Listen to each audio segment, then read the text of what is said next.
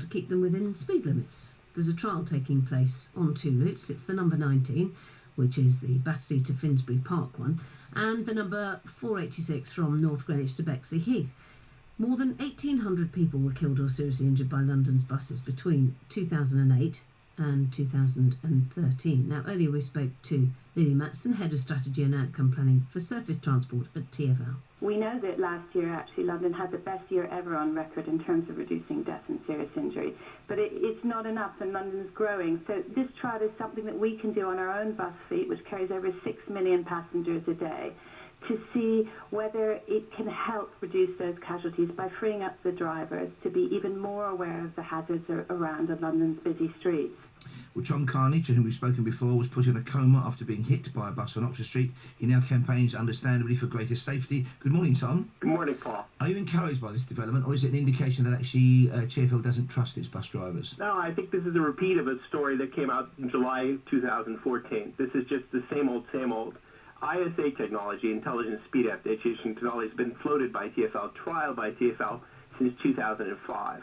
Since that time, there have been over 250,000 bus collisions involving TfL buses. So you're not encouraged then by this? I think this is a red herring TfL trots out every summer when a lot of tourists, a lot of people get killed and injured by TfL buses, and they say, oh, we're trying to do something. No, I think the thing that I'm interested in is the computer behind the wheel.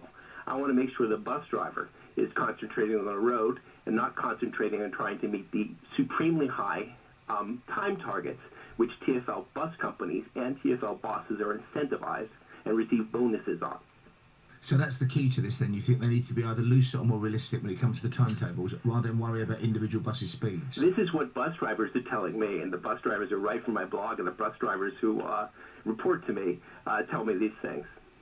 Right, so they say that it's all about actually hitting, like, for example, getting to a bus stop at a particular time and then taking off from that bus stop at another time. That is the most important thing. Yes, it's called the excess waiting time incentive, and that's the only incentive that TfL bosses are paid on, according to their bonus.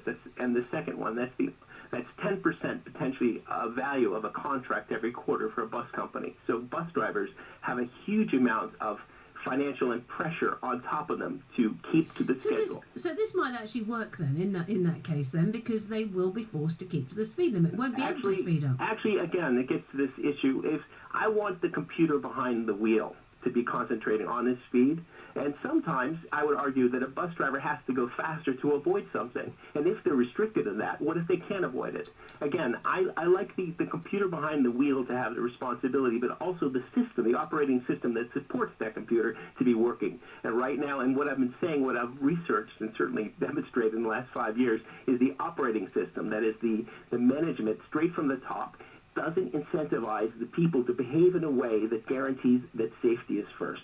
Thank you for joining us. That was Tom Kearney there, who, as I said, was in a coma after being hit by a bus in Oxford Street. Now campaigns for greater safety on London Transport Network, with buses a particular focus. It's now 8:29.